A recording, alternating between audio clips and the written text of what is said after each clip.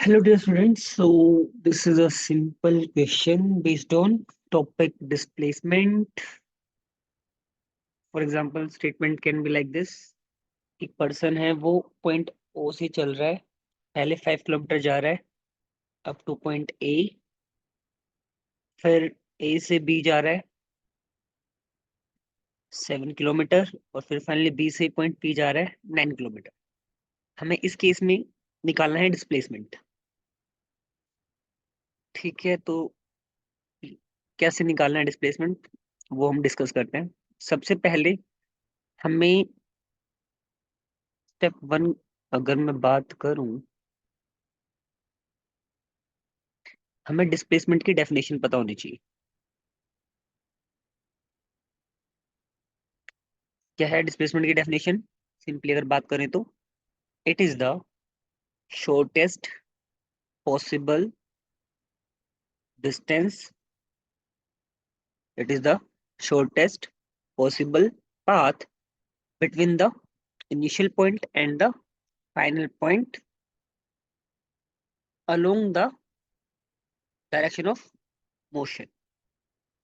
तो एक बच्चा अगर है, एक पर्सन है जो ओ से चल रहा है पी पे जा रहा है, तो सबसे छोटा रास्ता बनाना है तो क्या करो, एक स्ट्रेट लाइन ले लीजिए, स्केल ले लो और इसको ज्वाइन कर दो। ठीक है, ये स्ट्रेट लग नहीं रही तो कुछ और ट्राई करता हूँ मैं, just give me a second.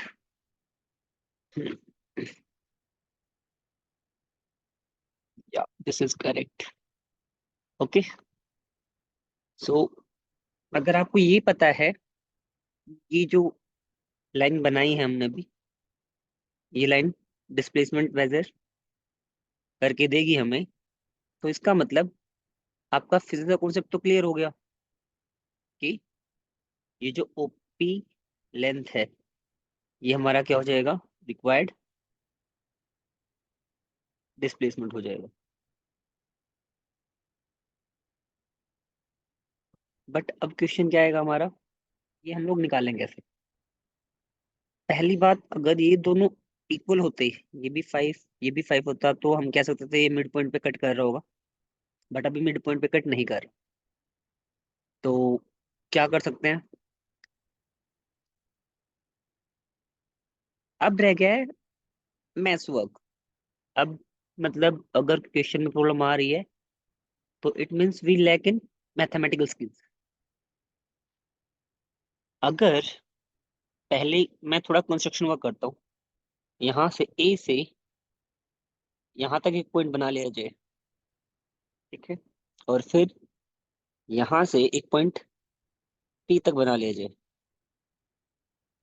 ठीक है, इस पॉइंट को कुछ नेम दे देते हैं so that calculation part easy हो जाए। For example I can say it as C. अब आप ध्यान से देखो बेटा, जो ओ पी सी ट्रायंगल है वो क्या है, एक राइट एंगल ट्रायंगल बन गया है हमारा।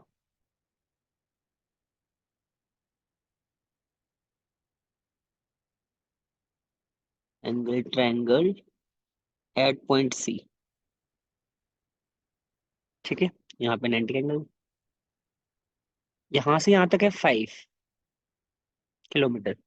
अगर ये वाला 9 है तो ये वाला भी तो कितना हो जाएगा, 9 किलोमीटर। और ये वाली डिस्टेंस हमें पता ही है, अगर ये वाली 7 है तो ये वाली भी 7 किलोमीटर हो जाएगी। तो हमें पता चल गया जो 90 का अपोजिट होता है दैट इज हाइपोटेन्यूज। तो हमें अब इस वाले ट्रायंगल में हाइपोटेन्यूज कैलकुलेट करना है, that will be the required displacement.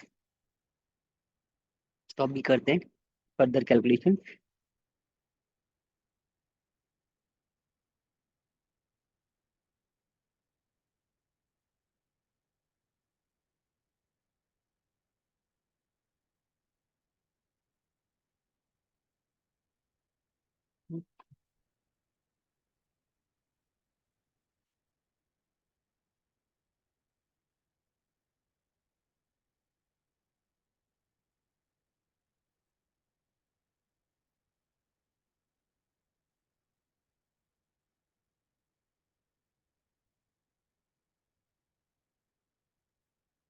So we can now write by Pythagoras theorem, hypotenuse square is equal to base square less perpendicular square. Hypotenuse square is equal to base, यहाँ से यहाँ तक का distance कितना हो जाएगा, 9 + 5, that will be overall 14 kilometre. ये हमें गिवन है कितना,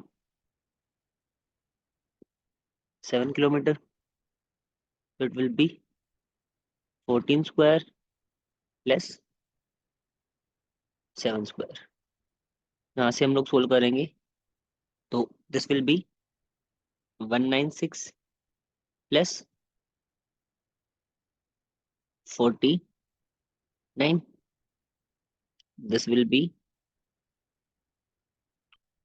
245। You can see hypotenuse will be square root of 245 kilometre. इसको आप सोल्व कर सकते हैं स्क्वायर रूट निकाल के। 225 होता है 15, तो 15 से तो ज्यादा आना चाहिए कुछ। सो अगर हम लोग, हमने प्रीवियस क्लास से सीखा होगा कि हम लोग स्क्वायर रूट कैसे सोल्व करते हैं, तो वो वाली टेक्निक यूज कर लीजिएगा यहाँ पे। तो हमें पता चल जाएगा कि जो यहाँ पे भी रिपोर्ट कर सकते हो आप कि it is square root of 2, 5 या इसको अगर सोल्व करेंगे हम लोग तो 15 से ज्यादा आएगा और 16 से कम आएगा। क्यों? क्योंकि 16 का स्क्वायर होता है बच्चे 256। ठीक है, तो it will be between 15 and 16। So square root आप खुद निकालेंगे। आई गेस स्क्वायर रूट आ रहा है 15.6 किलोमीटर के आसपास। So this is our required answer. तो ऐसे करना है आपको, क्वेश्चंस को पूछना पड़ेगा।